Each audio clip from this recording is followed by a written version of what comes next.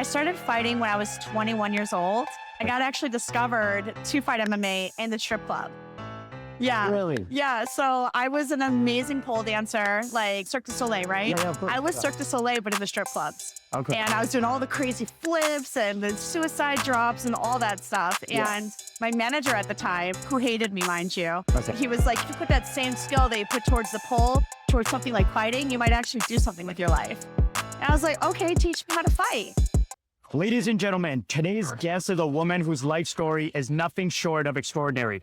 She's a UFC strawweight warrior, a former LFA world champion, a Brazilian jiu-jitsu black belt, and one of the most electrifying, fearless, and inspiring athletes in combat sports today.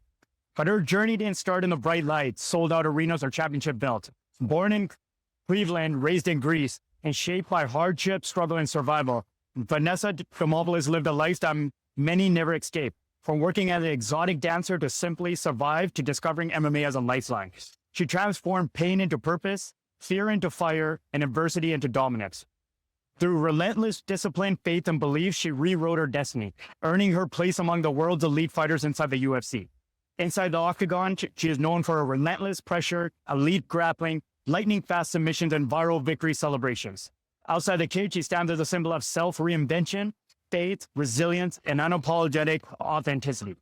Her life is a testimony of God's grace, divine redirection, and spiritual awakening.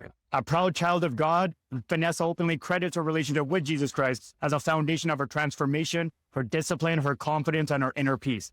Even in the most violent and unforgiving arenas in the world. She's not just fighting for belts, she's fighting for purpose, meaning, and impact.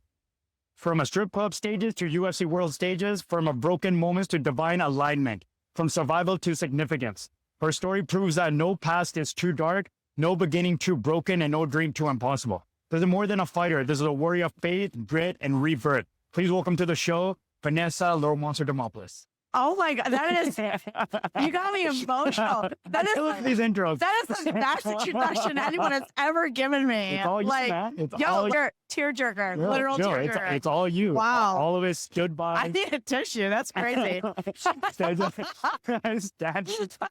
all you. But that's who you are. That's the journey that you have come through. And I'm a good friend of yours, and even as I looked through this, I was like, dude, this girl came from, they always say started from the bottom to the top, and you truly exemplify that. Thank you so much. Thank you so much. And you are one of those people that is just one of the coolest, wildest energies to be around.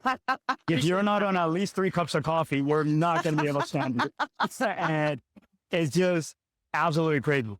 I appreciate you, and I'm so happy to have you. That's so dope. I'm happy to be here. I'm happy to be here with a good friend. Of course. So let's dive into it. You've lived multiple lives, growing up in Greece, working as a dancer, and now fighting in the UFC. When you look back, which version of yourself are you the most proud of, and why? Today's version. Absolutely the most proud of today's version. And I think it's because of all of the adversities that I've come through and overcome. And I made so many bad decisions along the way that I had to make so many better decisions to get out of the rut that I dug myself into. And I feel like I'm truly emotionally and spiritually unstoppable because of all the overcomings and all the adversities that were created and then needed to be fixed. So did you think as they were happening, you're like, there's no light at the end of this tunnel? As they were like, when you were in those situations, they always believed that these things would give you strength one day. Or were you caught up in that darkness? Were you in that darkness and you're like, what is it? What's the meaning of all this? I think during the muck, I didn't know I was so deep into the muck, because you look around and you're like, at least I'm not that guy. Like, at least I'm not the person on the side of the road pedaling for change. But I was definitely always like one step away from that. Right. And I knew that if I could get out of those situations, I'd be able to help millions of people. But it was... That's what you thought when you were like working out stuff from, like you thought that at that time, that was the purpose of getting out? Absolutely. I was like, I'm going to be able to help other people through my own story. But it was about like, how do I do that? How do I do the getting out part, right? And that part seemed so impossible at that time, but I just kept believing in myself. So then where does MMA come into this overall? I started fighting when I was 21 years old. I got actually discovered to fight MMA in the strip club. Yeah. Really? Yeah. So I was an amazing pole dancer, like Cirque du Soleil, right? Yeah, of course. I was Cirque du Soleil, but in the strip clubs. Okay. And I was doing all the crazy flips and the suicide drops and all that stuff. Yeah. And my manager at the time, who hated me, mind you, Okay. he was like, if you put that same skill that you put towards the pole, towards something like fighting, you might actually do something with your life. And I was like, okay, teach me how to fight. And he's absolutely not. He said, people go to the gym to get away from crazy people like you. And I look fairly put together today, but back then I had dreadlocks and all these piercings and like, I was very eccentric. As you are still, but in a different way. I was extraordinarily eccentric and everybody wanted to fight me in the clubs back then, just because I had an attitude problem. So people want to get away from people like you. I was like, listen, if you teach me how to fight, I promise I'll respect the gym. I was like, hey, listen, I'm still going to be me outside of that. But when I'm in the gym, I will respect it. And my first day was so difficult. I wanted to quit so many times. And I remember saying to myself, like, is this going to be one more thing that you told yourself, oh, I could have, but I just didn't want to? Or are you going to follow through with this? And I just dug my feet in the sand day one. And you were still working though? I was still a stripper up until 3 years ago. No, wait, just up until 3 years ago? Yeah, I just recently retired from being a stripper. How long have I known you? Have I only known you? You've known me for 2 years. Oh, so I missed 1 year. Yeah. That's crazy. So was there like a point where you're like, I can't keep living like this? Like I need a change in my life? Many times. Okay. So many times. And so many times I tried to quit being an entertainer. Okay. Like I would walk away from the industry and I'm like, I'm never going back. That's it. I'm going to change my life. But I didn't have another plan. Right. There was no other way to create income for myself where I could still follow my dreams as a fighter because I was completely addicted to fighting. But I started reading books and I started attempting to educate myself in business. Right. And really just like wanting to learn, wanting to grow, but I still didn't have any income. So I had to keep going back to being an entertainer. Like I would use up all my savings trying not to go back. Crazy. But I'd always have to keep going back until I found UFC. So what is the environment like in an industry like that? Or what's the energy? And you can compare it to the energy of an MMA gym. That's your world now. What is there any correlation of the two, or are they just completely? No, from an energy perspective, absolutely not. Like, were you tapped into stuff like that? Were you always knowing about energies and knowing what you're in? And yeah, it's a pretty dark spot in there. And I tried to keep a bubbly attitude of it. I was always like, listen, people are in here to party and have fun, and that's what I'm going to provide. Yes. Okay. I'm like, I am the party. That's it. I'm just going to show people a good time. We're going to be crazy and wild. But there's always that dark underbelly to it. And that part is almost inescapable. And it was very draining spiritually. It's very draining emotionally being in a place like that and needing to continuously try to stay positive and be a light in a dark place. Right. It takes a lot out of you, even just to stay positive in that type of an atmosphere. But I truly believed in myself. And thankfully, I had a father who walked me through the industry. Growing up, my dad was a DJ and my mom was actually a stripper, and that's how they met each other. Oh, wow. Yes. So family business? Just follow the family industry. Okay. Yeah. So when I became a stripper, I told my dad, and he told me, like, Vanessa, you don't have to tell me what these things are, but think of some things that you'll never do for money. And if you never do those things, at the end of the day, when you walk away from this industry, you'll be able to look yourself in the mirror and be proud of the person who you are because you never compromised yourself. Right. So I really held true to those values. Thank goodness I had a dad who I could have open conversations with. And it's like, my dad accepts me. My dad is here to support me. So I really didn't care what other people thought of me. And like, I really tried to stay true to myself. And I think that's why I get to be this happy, bubbly person, because I never compromise my morals. What's your dad feel like now with what you do now? I think he would have been very proud of me. Oh, yeah, your dad. Yeah, right. Yeah. I think he would have been extremely proud of me. Oh. He was one of my biggest fans as a fighter, and he was always like showing me off to people and coming to some of my jiu-jitsu matches and supporting me. So he's always been my biggest supporter. Like, my dad was so cool. He was a cool dude. That's wild. Yeah. So with all the success, what do you feel like you truly escaped from then? Would you imagine all the success? Like, you're in the UFC, one of the top strawweights, but you came from basically nothing. Would you have imagined this, like looking back, like Vanessa being that young girl, looking back going, I'll be there one day? Yes. You really believe it? Yes. I always really believed that. You believed that you would be in the UFC, or you just believed you would be at that? I knew I was going to be successful. It didn't matter what. When I was a child, I knew I was going to be very successful. Yeah. Like I always had this very grandiose vision for my life growing up. And that's why I feel like no matter how hard things got, I always knew this is just a phase.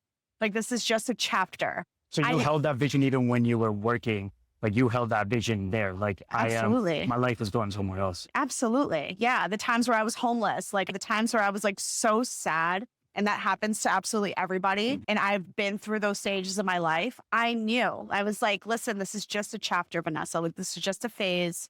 You have to truck through this. You have to get through this moment. Yeah, even if it's just like small incremental moments, I can get through this. And when I get to the other side, I'm going to be better for it. So how long was that chapter? That chapter is like over 10 years now. Being an entertainer, yeah. I danced for 13 years. 13 years. Yeah. And I'm guessing like you become a vet after a while. I was a vet pretty quickly, yeah. Like, how scary was it at the starting of this? Or did it, is it like having your family somewhat in it? Did it like... No, it was absolutely terrifying. And like you have people judging you at every single corner, right? I really, truly believed that I was like maybe like one step away from somebody throwing tomatoes at me on stage. Like, yeah, you're being judged for everything. Like who you are, the product, right? Absolutely everything that you do. If you get denied there, it's like they're denying you. They're not denying some product that's in your hand. They're not denying some sales pitch. They're denying you. Imagine that rejection. Of course. I was eating rejection for breakfast. Like you're saying like they're sitting there and they're booing. Yeah. That's crazy. Yeah. So if anybody boos while their fight's going on, you don't, that ain't shit. Yeah, I used to dance in my underwear. Now I fight in my underwear. It's the same. It's the same. I used to dance in front of hundreds or thousands. Now I'm dancing in front of thousands or fighting in front of millions. Right. Like it's the same. Same as same. Do you think it's actually like the same? Mentally? Yeah. Oh my gosh, yes. Being an entertainer, like I was born to be in front of the lights. And so many fighters, they're like gym warriors, 100%. Like pad warriors. Like these guys are so good in the gym. And then they get underneath the bright lights and they freeze. Yeah. Because the pressure gets to them. I was born for the pressure. Like I was born to be an entertainer. I was born for the lights. So the lights aren't what get me. Right. If ever I'm out there, like that's where I shine. That's where I want to be. So you don't get the jitters? You don't get the whole... Not performance jitters from that aspect, no. Like before walking out, are you nervous? Fuck yeah, I'm not a psychopath. Okay, I don't know. You make it sound like you. Sorry, you make it sound like... Because I'm like, I don't relate to this because I'm like, I was talking about it yesterday. I'm like, I'm straight up very honest about it. Like, I'm scared shitless. Like, I had Patrick Cornett on. I'm in the back. I DJ, I dance. I'm like, my body is so frozen. I'm like, I can't do that.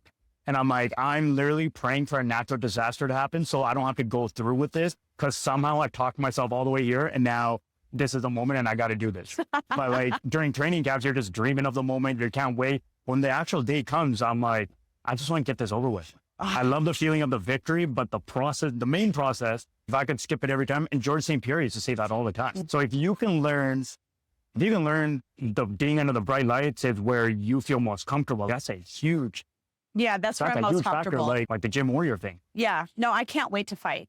So do I get nervous? Yes, but my nerves are more of an excitement. Like I'm like, oh, yeah. I can't wait to go out there. I've seen that with you. I've seen that with you because you're like, one more week, I'm excited. I personally, when it's 1 week, I'm like, oh man, holy crap, it's almost there. Like it's a completely different vibe. I know you get really excited. I get really pumped. I can't wait to fight. It's my favorite thing. I feel like it's like my wedding day. Yeah, I'm like, oh, think about it. Like everybody's focused on you. I do think about it. I've done it. Like everyone's focused on you. Like you have all of your coaches. Everybody's catering to you, making sure you're okay, making sure you have everything that you need, like preparing you. Like instead of them putting makeup on and putting my dress on, like I'm putting my gloves on and like hitting pads and like getting ready to go out there for my big moment. Does it matter the outcome? Are you like, you're excited to go out there, but it could go either way. Are you sure? Yeah, but I have to not give a fuck and go out there and just that's always the biggest thing. Shit out of somebody. Yeah, because that's for me, that's always the biggest thing. I always think I've felt the pressure of cool, I'll let down if I lose this. Not even thinking about it. And these are things that play in my head all through camp. Yeah. That's why I always overtrained and stuff like that. So it's like, for me, so do you not have that? No, You I don't give a shit. You don't give a shit. I can't. Because it's, oh my goodness, this is the worst part is if you lose, people in your DMs are like, oh, I lost $500 on you. I'm like, I fucking lost a whole fight. What do you mean? I don't give a shit about your $500. Yeah, like I don't fucking care. I can't care about other people. I have to care about myself and I have to care about the outcome and I have to be confident in who I am and know that I have uncovered absolutely everything along the way. Like you saw me training today. Yeah. I don't have a fight coming up. But But I'm doing it. Like every single day I'm training like 2 or 3 times a day, every day, whether I'm in camp, whether I'm out of camp, I am consistently growing and training because I know that I want to be victorious. And I know that I have to do all of the things to get to that outcome. And it's, listen, man, like you said, anything can happen once you're out there. Yeah. But I don't think about any of that before going out there because I just have to be the best version of myself possible. And the only way I can be my best is if I focus on me and being me every single day. So what's the mindset shift when you sign a fight to when you don't have a fight? Do you have that shift? Like, Yes. because I personally do. It almost doesn't become fun anymore for me because now it's like a job. Now I got to prepare for this. Do you not? Is it just, you just keep doing the same thing you were always doing? Not the same. You change the intensity and the integrity. You go intense all the time. I see you out of camp. Like, you go intense all the time. You went intense today. We were finished and you go upstairs and start hitting pads, wrap your hands. It's like, I'm going to hit pads. I'd say that's pretty intense all the time. And that wasn't even a planned session. That wasn't even a planned session. You went upstairs and you were sitting there free. The guy could have gone home with family and you decided to wrap your hands and start hitting pads. Yeah, let's train a little bit because I love it. Yeah, I genuinely love it. But when I'm in camp, it's like you said, it is more of a job, right? So it does get a little bit more rigid. Okay. It's not, oh, I'm going to add a few more extra training sessions in just because I feel like it. I can't do that because I have so many training sessions stacked. All of my coaches are very like, you're doing this on this day for this amount of time, and then you're going home. Even relaxing is a part of the job when I'm in fight camp. Like, I'm not allowed to go on all these crazy hikes that I do all the time. Like, I have to sit on my couch and actually decompress my body. So you have more of a problem pulling yourself back than doing more. Like, nobody has to be like, you need to be in the gym. No. Or get out of the gym. It's more get out of the gym. Yeah. Go home, relax. I've definitely witnessed that. And I'm proud of that. Yeah. So when you're going into your fights, what personal pain, I guess you can say, do you channel into? Do you channel anything, or you're just free of, like for myself, there was a couple fights where I had a really good training partner that, like, he was like a brother to me here at Extreme Couture, and he passed away, and I didn't want to train anymore. I didn't even want to be in Vegas anymore. And I had to figure out a way to channel that pain of him not being my number one go-to guy because he wasn't here anymore, and figure it out. Do you have anything from the past that you do channel into? Is there anything that you just bubbly and just be like? When I first came back to fighting professionally after my father had passed, that was a big part of my motivation for me, because I was like, I'm not going to let all of that be for nothing. He was so proud of me being a fighter. And I'm like, I'm going to do him more justice by coming back and doing something with this, with all the time that I spent away for the holidays, going on jogs on the holidays and all of that. I'm not going to do all of that for nothing. I'm going to make something of this. And then I did it, right? And now it's more so, I just really want to be my best.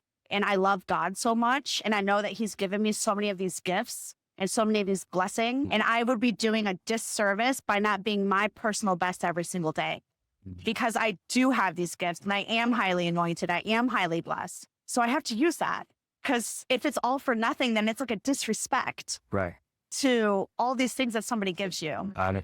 So for women's MMA, now it's just such a norm. Like, we're used to it. But were you doing it when it wasn't even in the UFC? Oh, yeah. Absolutely, yeah. Who would you credit that to? Do you credit Ronda Rousey to that? No. You don't? I didn't know who she was back then. Okay. Yeah. Do you credit any woman that stands out? No. Okay. No. Chris Cyborg was the only name that I knew of back then, and Gina Carano, but I didn't know about them until years into my fighting career. Like, I thought MMA was so weird. I started training, but I didn't even know what like MMA was for real. Like when I started.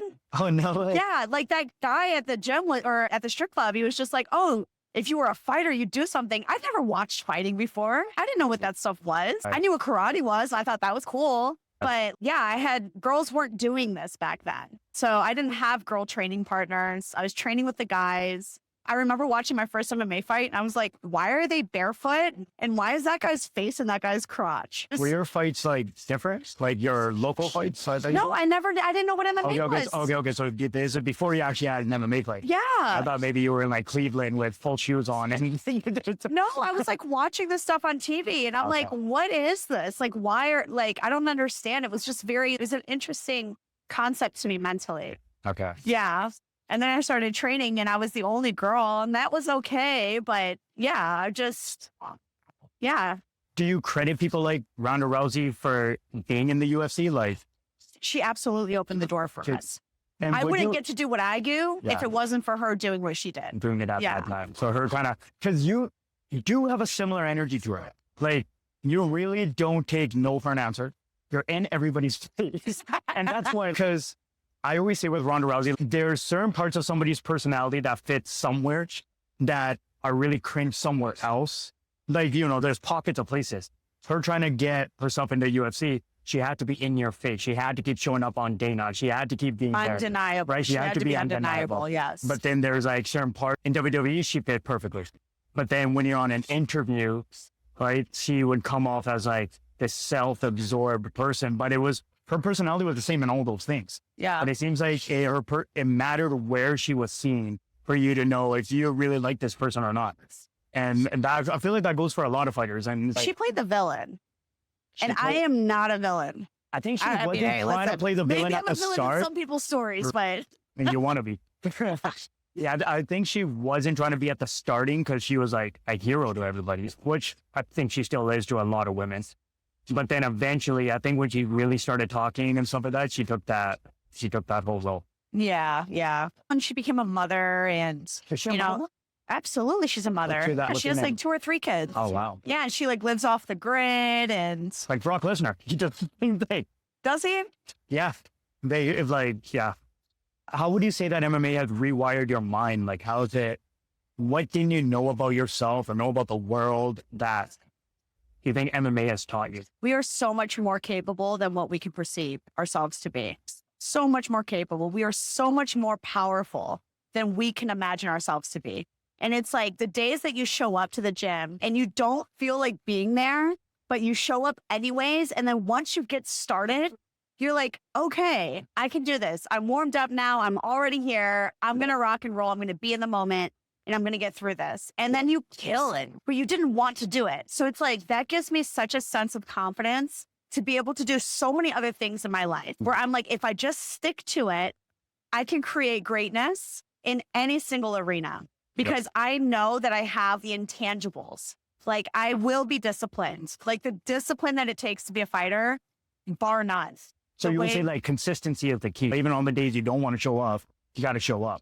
Consistency, discipline, yeah. And it's not like you have to show up. Who's going to tell you? Your coach isn't coming knock at your door where you at. That's the thing a lot of people don't understand. You're not going to get fired. You're not going to get fired. And it really, I think that's where like the levels of MMA change, depending on if you're an amateur or a pro, if you're the elite, is that no one comes, like especially out here in Vegas. You might be training at 2 different gyms. No one's following up on your schedule or anything like that. And it's all on you, which is why I think a lot of fighters end up overtraining because we're our own self-coaches and we never know what's enough. And we'll just keep going and going. And I think elite people such as yourself that's what you end up doing. And so then where does... And I think that for me, I get that strength from being an entertainer, honestly. Because... Like the consistency? Yeah, from being a stripper, like I was completely self-employed. I've never had a real job. Awesome. So when you're self-employed, if you don't work, you don't get paid. I didn't get paid to sit at home. So I had to go to work all the time. Just as a fighter, if I'm not training, I'm not going to win. So like, I'm very self-motivated to want to go out there and do that. I don't need people to check up on me. I'm going to fucking be there because I want to succeed. Do you think a part of it is that you don't want to go back to where you were? Like for myself, sometimes I just work extra hard because I just don't want to end up at the bottom again. I don't want to end because once you've felt those things, some people never feel those things, so they don't know what it feels like, which is why their drive is not the strongest. If you felt the bottom, you felt being homeless, you felt not having food, not having money to train, you don't want to ever end up there, especially if your momentum is up. And you figure out that the keys to those things are always working, consistency, and you just don't want to go back to that. Do you feel like you have that in any way? Because I know myself personally, it is. Yeah. Because I know the heartache and the emotional, the depression, the anxiety, and all that I felt during a lot of those years. Like when I was living in Montreal and it's minus 35 outside and don't want to be out there. I'm living off of pizza for one pepperoni pizza for the week and like having nothing. I'm like, I don't want to go back to that. Like, I don't. Oh, you had pizza? I hardly had bread. A pizza that had to last a week. And I was like in the gym where it was like such a weird world because I moved to Montreal when GSP was making his comeback after his ACL. So his fights after that were Carlos Condit, Nick Diaz, Johnny Hendricks. So Canada MMA, that's where everybody was. So I made my way into this gym, this elite gym where everybody I used to watch on TV is training. But then when I left that gym, I'm living a completely different life because I don't have food. I can't eat proper. But then I'm going back in the gym and just training with the biggest savages. And it was just such a different ass world and I could never figure it out. It was like I was living this dream, but outside was a nightmare. Like I would escape all my anxieties and all my stresses for those hours. And then as soon as I opened the door to step outside, it would just always rush fast. But I always told myself, once I get out of this, I never want to feel this again. Yeah. And do you ever have that? I will never feel that again. Like I don't have that fear because I will never feel that again. I will never be at a point where I'm living out of my car and I have to make the decision of, do I put some food in my stomach or do I put some gas in the tank? Like I've been there as well. I can never do that again. That's never going to be my life again. And I have full confidence in that. So no, that's not so much my motivation as much as I truly believe in my heart that I'm like, God has such a larger plan for my life, a larger plan for my life that even I can see. And I know that so confidently. So for me, it's like, I have to follow this path so I can inevitably live my purpose. And my path is going to be of success, but I will never live in my car again. There's going to be ups and downs along the way because that's the heartbeat of life is the ups and downs. But that part is completely behind me. So let's dive into that. What would you say your relation with God has always been that strong? No. Where does that come from? I think the same that like a friendship or a relationship, you build that bond through adversities and trust in each other. And then you get over that trust, you get over those humps and you're like, wow, you really were there for me. And that's how my relationship with God has truly grown and blossomed. On top of research, digging into the word, digging into the Bible, I started learning metaphysics. I started learning quantum time, quantum mechanics. Yeah. And it's like the more physics I learned, the more study I did, the more everything just pointed back to Jesus and pointed back to God. Okay. So for me, and I've had a lot of very divine encounters personally. So there's no denying my relationship. Did you know they were divine at the time when absolutely. I had divine encounters before I had my deep love for Jesus. Okay. Yes. I've had divine encounters like my whole life, but I was still like being like a rebellious teenager almost, been in my spiritual life. I want to do things my own way. But when you lean on yourself, like we can only be so strong. But it's like when I continuously keep my eyes on God and Jesus and my faith, I have that like inner strength within me. Like I can roar so loud and so confidently. And there's nothing anybody can do to take that away from me. So where does that all come from then? It just like, when did you say that became really strong to you? I'll say that I really started to step into it maybe like 2019. Was that a low point in your life or was that a high point? It got a little bit lower in 2020, but right. Because it seems like and it was lower before that when I was younger. And then like I got okay. And then like I got really low again and then grew it again. Yeah. And what did you discover during that time about that? What, like, I've seen that you are always at church on Sundays. You drive to LA, don't you? Yeah, I drive 4.5 hours to go to church on Sundays, but I go like every like few weeks. Like I'm not there every single week. Still do it. Absolutely do that. Yes. Right. And you're connected with a lot of these pastors that are, like those big pastors and stuff. And how have they guided you through MMA, like obviously you're an MMA fighter. Like, how do you make that relation with fighting into your faith though? Because I've been asked that question. I've been asked like, dude, you have inflicted violence on other people. And you say that you're a child of God and you're a child who will pray, but you're willing to harm a man's life.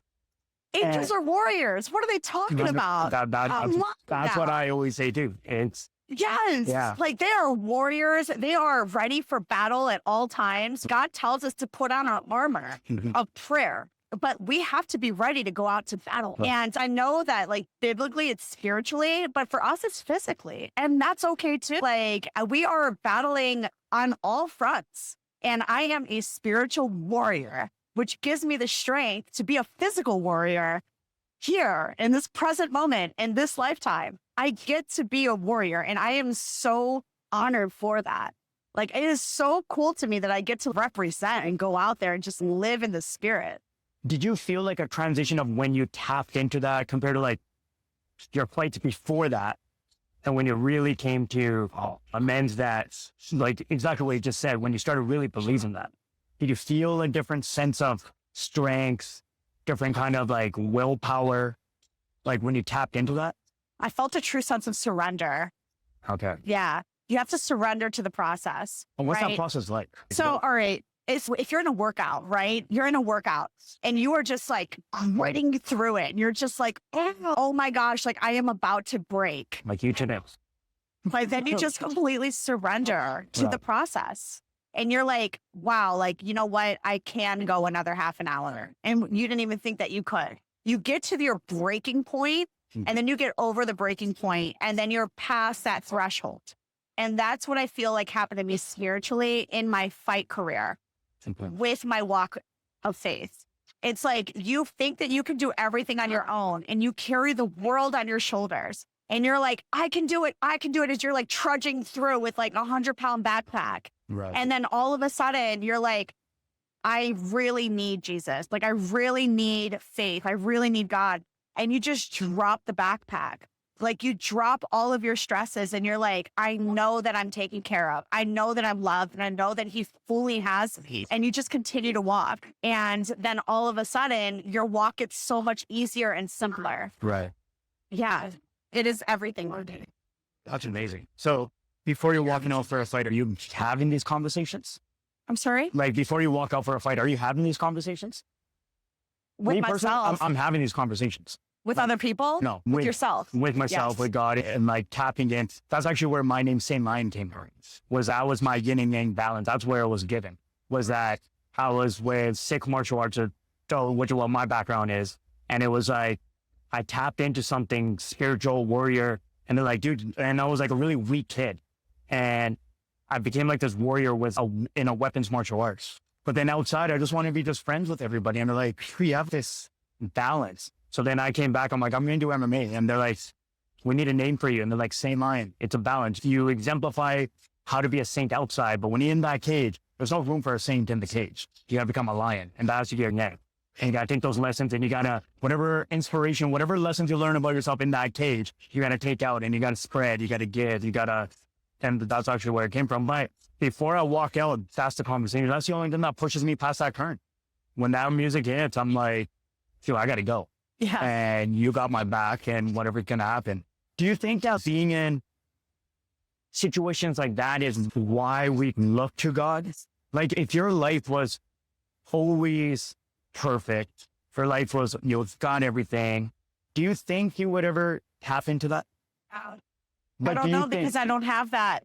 Exactly. So I can't speak from a perspective that I've never gotten to experience. Right. I only know my experience because it's where I am. I'd like to say that's why I am so loved and anointed because of the things that I went to, the thresholds. Like I stood at the ledge and I chose Jesus versus choosing the pain and anguish. And maybe that's why I get to have all these divine encounters and why I get to be so light spiritually, because I already carried the heavy burdens. I know that they don't belong to me.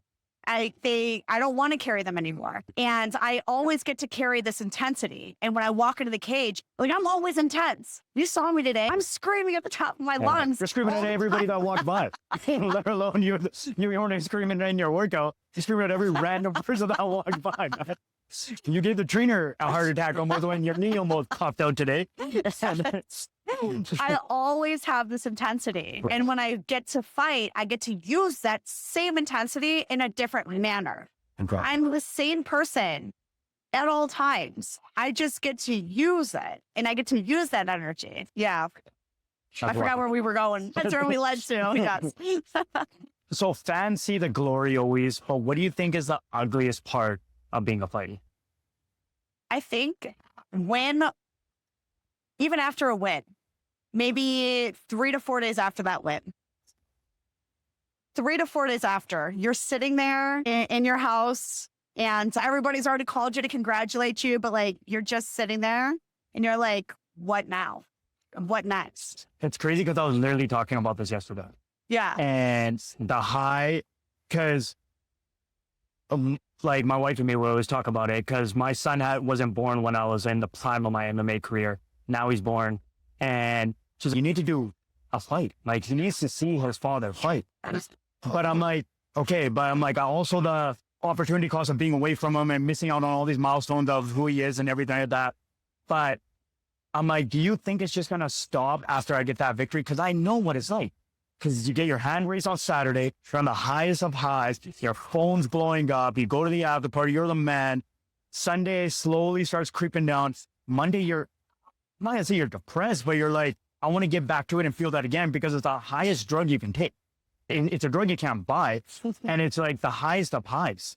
And then you just want another hit, but now you got to figure out a way to get back there, which will take months.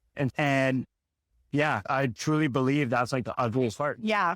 Midweek after a victory is the craziest But I think even worse is the loss. The midweek after a loss, I think it's even worse. Because now you're sitting there empty because you didn't. But after a loss, you have the fucking drive. If you do. Or you put everything into it. You turned over every base. You knew you did everything possible and it didn't turn out. And now you're just like, what the hell? And now you're just that's empty, rough. That's right. rough. It's one thing that you wake up, you're like, dude, I gave it my entire drive. I gave it everything I had. And now I got to do this again. And how do I know that I do this again and the results are not going to be the same? All these mental battles start. And the days, I feel like the days just become really long all of a sudden. Yeah. Every interaction feels different. Because an interaction, when you come You're judging me because I didn't do well. And to be honest with you, as a fighter, as somebody who like, I see people who win and people who lose. I could care less if you win or lose. I love you for you. Yeah, it's in our But when you are interacting, you really think like that people look at you different. And I truly don't think that they do. I don't think it is in my head though, sometimes too. I think they'll look at a fighter different because they know the awkwardness of what that fighter's holding. Yeah. But that fighter just came in and be like, hey guys, let's go. I'm like, oh, sweet. He's good to go. You know who does look at you different? The fair weather fans. That's stupid. Yep. They're blowing up their Twitter within minutes. They will love you and hate you when you win. And then they'll definitely hate you when you lose. You're messing up the parlays, man. Yeah. I've gotten some like very violent hate after some wins. Yeah. I'm like, whoa, dude, Is there I'm one sorry. where you were a real big underdog or like almost every fight I've ever had, I'm always the underdog. Yeah. And do you love that? I don't give a shit. Do you look at thoughts? Oh, fuck yeah, I look at it, but I don't give a fuck. Yeah, of course I look at it. No, yeah. I don't know if I ever have. Actually, the funny thing is there was one when I fought for the belt in Vancouver. I didn't even know there was odds on my fights. And there's actually a stripper that came up to me. She's like, hey, I made $5,000 off you. I'm like, how'd you do that? She's like, I bet on you. There was betting lines on you. I'm like, what the hell? There's betting? I had no idea that you could ever bet on my fights locally.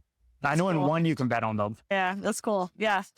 So what was COVID like for you as a fighter? Were you living here that time? No, I was living in Los Angeles. Okay. So yeah, you were it was really easy to make weight because I was very homeless at that time. Oh, really? During COVID time? During COVID. Okay. I had no money. All the strip clubs were closed. I had no source of income and I had fights coming up. So it was like making weight's a lot easier when you can't eat. Right. So what brought you here then? was that? To where are we at? Vegas. Yeah. So, where do I live? That's where we're at. Well, I was living in LA and then I moved to Phoenix, Arizona. And then Phoenix, I was there for maybe 2 years. And then I moved to Denver for 6 months. Okay. I was in Denver for a fight camp. And then I moved here to Las Vegas for the UFC Performance Institute. And now this is your permanent spot. I'm not married to anywhere, but I'm here for now. Yeah. But you bought a house. I bought a house. Yeah, but you can rent it out and go somewhere else. But so what was that like? Because I remember that process for you. I remember I was really happy for you. I remember how big myself. I think I was proud of you because you were so happy about it.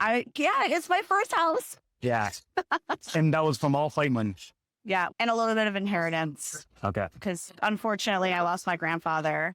Okay. So we sold that house and then I took that money and then plus some fight money and ended up buying this one. Gotcha. Yeah. And it was actually another ex-UFC fighter who actually helped you get that house. Yes. Joe Benavidez. Yeah. So what do you see after fighting that? I'm going to be a public speaker. You're going to be a public speaker? Yeah. I'm going to help impact millions of people's lives because of my story of overcoming.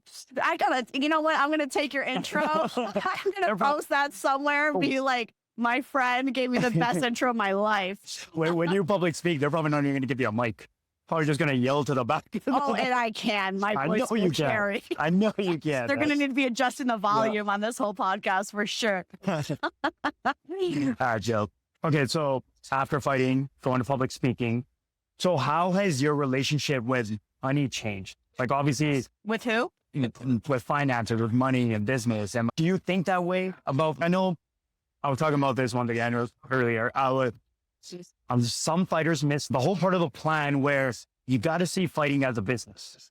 You got to see yourself as a business. You are a business. You take care of yourself. Like Vanessa is an enterprise, right? At the end of the day, because your opponent is also an enterprise, a corporation. Everyone's a corporation trying to make it up this corporation, trying to build themselves out to be able to create different things. Do you think like that? Do you see that? Yeah. Being a fighter is a platform of significance that I can use the path that I'm on to drive me towards my purpose. And that's God's will for me right now is to stay in the fighting arena and do this and see this through. And then once this is torn away from me, I will continue on and become a public speaker and use this platform that God's given me. Do you look into any kind of businesses or anything? I do day trading. I study that as well as, I have a lot of other potential business ventures that I'd like to get interested into. I have a whole list of them. And that you want to get into? Yeah. Business fascinates me. I love reading books and I love just growing my knowledge of business. That was wild. Yeah. It's like a little like side thing. It's like a personal mission for me. But I just really, truly enjoy learning. I think it should be a personal mission. Like, I feel like I'm on YouTube more looking at business and obviously stocks and everything like that than probably watching fights at this point. Yeah. Because I'm just always thinking about finances and how to grow something and so on. But I think a lot of it comes from, the discipline comes from MMA. Like how do you think the discipline of MMA translates into day trading? Do you think the same patterns, recognizing things, the intensity, the psychology of the whole thing. Yeah. The ass kicking, the highs, the lows. The highs, the lows, being patient and following the game plan, following what your coaches tell you to do, being coachable in general. You can't be fully independent if that's something that you're going to do because you have to like learn a system and be disciplined to the system. Yeah. It's very like coinciding as being a fighter. It's for me personally, like day trading is, I didn't realize how much it exposed of my psychology. Yes. Because it will, and then like, not in the best way sometimes. Because there's a lot of things where I always use a term that most MMA fighters are degenerates. And the reason I say that is because no person with the right mind would want to get in a cage and fight.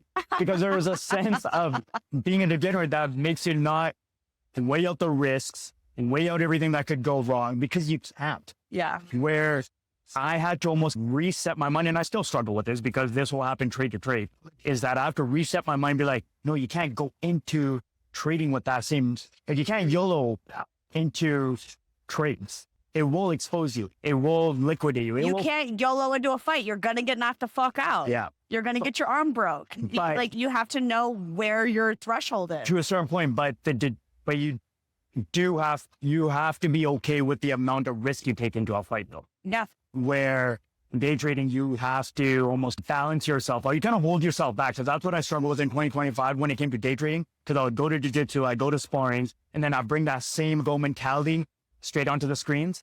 And I would notice that it wasn't the best thing. And I was like, oh shit, because my mind is like primal. So yeah, I guess that's the term. Primal would be the best thing. That you can't be primal in trading. No. You got to be very Strategic. calculated and strategic.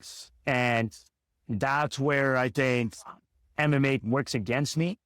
But the psychology of being strong in those dire situations when it really goes against you and being straight headed and being like that, I think really works with us in that situation. Yeah.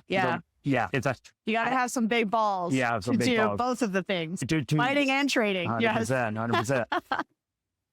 100%. So in that sense, okay, so you look into business and stuff like that. Yeah. What do you think the essence of true power means to you? What's true power? Like you as in yourself,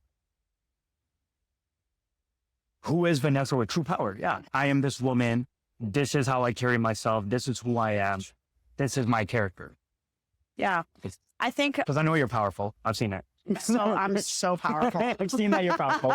But the essence of you. I think having control and restraint. Okay. There's a lot, just because you have power doesn't mean that you use it. And that comes with every aspect of it. Just because like you have financial means to go out there and be crazy and wild, like you have to have some restraint. Okay. And just because I have this power to go out there and fuck everything up, like I have to have restraint. And I think poise and confidence and just being able to illuminate not only myself, but illuminate others because I am powerful is my biggest power.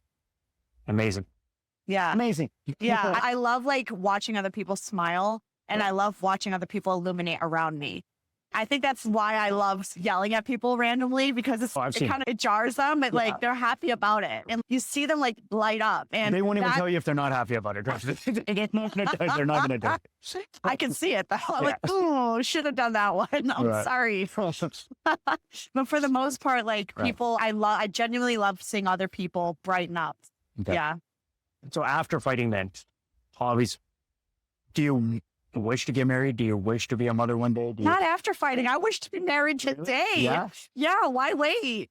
I would love to have already been married and already have kids. What kind of personality do you think you would need to, like always you would keep fighting? Sure. Okay. Why not? So do you think you would have to marry another fighter? No. No, but I would have to marry somebody who understands the lifestyle and stuff like that. Yeah. And can respect what it is that I do. And also they have to have enough confidence to be able to carry themselves and be with a strong woman like myself. No, I know. And I think that's the hardest part. Yeah, right? I think for fighters, that's the hardest things. Like for myself, I met my wife after my second pro fight. So I'm 18 and 2. So that's 20 something fights together. And she knew that there's going to be a lot of long distance. There's going to be a lot of, she always said she's MMA is your wife and I'm the mistress. She always, that was always her quote. She's, I know I'm second in this. And because I was fully passionate about everything I had to do with fighting, everything I had to do. I will pack up my bags and I'll leave for 6-7 months to Vegas and you stay in Vancouver and you hold it down. And they was always like that, but she always understood that. And that's why I think I was able to take, and that's really important because it's a very self-indulging, selfish sport. You have to be at a certain level. Okay. So then what about kids? So what would you want to pass on to the next generation for your own kids? So many things. So many things. So I want them to know that they are fully loved no matter their past. I think something my dad did amazing with me. He was like my best friend. Right. There was nothing I couldn't have a conversation with him about. And that gave me so much light because I got to fully be myself and know I am loved no matter what path I choose. In that industry, was there, were you like an anomaly in that situation to have a father like that? Like 100%. Yeah. Yeah, like my family has come to watch me do pole competitions and stuff. Yeah, like my aunts and my grandfather and my dad and like it's like my whole family. How did the other dancers take it? Like how did they react to that? I don't know that they ever knew. I never really talked to them. Okay. Yeah. I never really talked to too many people, but So you just I wanted to get knew how special it was to have that advice, which is why I wrote the book that I wrote called Stripper Bible. You wrote a Yeah. book? I'm an author. What? We didn't even get to that? I had no idea. Yeah. I wrote a book. It's called Stripper Bible. And Okay. it's a how-to for entertainers to not compromise their morals and values and still become successful. Yeah. Being strippers or just being Be overall? a stripper. It's an overall life principle, of course. Okay, but okay. yeah. Yeah. And And my where's- dad actually helped me with some of it. Now, Where's like, that available? Is it still open? I took it down now. So I would sell it to clubs privately. But yeah, I had it up on Amazon for a while. Yeah. That's cool. Thanks. Because people kept buying it now that I'm a UFC fighter. They'd buy the book Yeah. trying to support me. And I'm like, this is for strippers. So then I wrote a second book. Did Stripper anybody Bible. show up for you to sign it or anything? Like, Yeah, all the time. They'd get mad if I didn't sign it.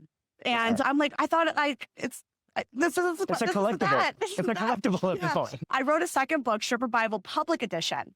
And that was me pulling back the veil of this is what people think the strip club is. Like, this is what the industry truly is. And this is why. This is like where the lines are blurred. Fully edited everything. And I just never published it. Because at that point, I had So how long already is a process like that? to write a To book. write a book, to get it published? What I was mean, that? as to how determined you are. I Well, feel like How sitting big down, was this book? Like, how many pages was it? it's like each is like 100-page book. Okay. Each. Yeah. So it's not that bad. I'd say maybe like anywhere from 3 to 6 months. 3 to 6 months? Yeah. Okay.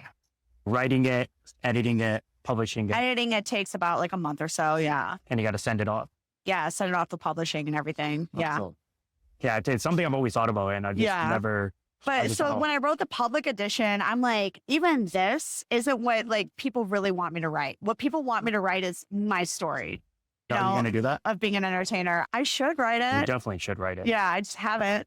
Yeah, it's a very unique story. Thank Once you. it's all I done. felt like every time I wanted to sit down and start writing it, I'm like, my story's not even close to done. I'm Right. still doing so much. And I don't know if I'll ever truly be done. So I should just write it.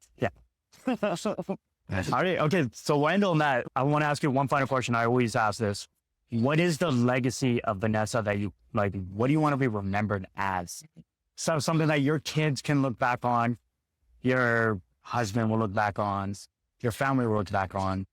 My authenticity, my relentless authenticity, that no matter what situation, no matter what circumstance, I stayed true to myself and the attempt to be a light in other people's lives. Showing up and being determined, being disciplined, and doing it all with the highest amount of love possible in my heart. I think that's a really good legacy. I love it. What's your legacy? My legacy is just leaving an impact to show that nothing is impossible. Because before I even started MMA, I was supposed to be an accountant, and I was an overweight kid sitting in a sports bar watching fights. I was watching Anderson Silva versus Forrest Griffin. So when I saw Forrest, I lost my mind of the PI. And I'm like, I'm going to do that. And the guys that I was with just laughed at me and be like, yo, shut up. You're not going to do it. Because I was the smallest guy in the group. And I was like, I have to represent the guy that always gets told that you can't do nothing. And then nobody had also represented my heritage, being Indian, being Punjabi. No one had done it. And we were built on being a warrior culture. I'm like, no one's a warrior. I don't see any warriors in the cage. I don't see an MMA, UFC, being in the cage. That's the ultimate test of a warrior. That's the ultimate playing ground. So I'm like, I'm going to be that guy. And I had put that on a vision board and I held that and I looked at it every single day and I never looked at accounting again. I changed my entire circle around me. Exactly what you're saying, metaphysics, everything started just changing around me without me even knowing it. It's just people that weren't meant to be around me started dropping off. The bad influences just started disappearing. They ended up in jail. Like, it was just happening around me. And I just started noticing new people were coming in that served the purpose that I was aiming for. So I think that's what I would want to pass on, is that nothing is impossible. And if you truly believe it, it's just going to start building around you. They truly have to believe it. Like you're saying, divine intervention and stuff like that. It's been a long time since I've looked back really and seen little pieces put together. And I think I really need to take that time and do that. But yeah, that's Really want to pray with you. Let's do it. Yeah. Let's do it. Thank you so very much for allowing us to be able to be here in fellowship and to just share the glory of our journeys of life, to share the light that you have put inside of us. God, thank you so very much for Gary and for his platform to be able to share with all the people who end up watching. We love you so very much. We're so grateful for absolutely every single person. And we both, Gary and I, and the Lord Jesus, hope to make an impact in your life. We love you so very much. And the Father, the Son, and the Holy Spirit. Amen. Mhm. What a beautiful way to end it. Let's end it on that. I don't know where we're going to take it from here. We love you guys. Thank you so much. Thank you, guys Gary. have been absolutely awesome. We're dear friends, but it's cool to finally go sit down with you and really dig in Thank you. and Thank learn you. about you. Thank you for the Beautiful. opportunity. Thank you. Bye, Appreciate it. everybody.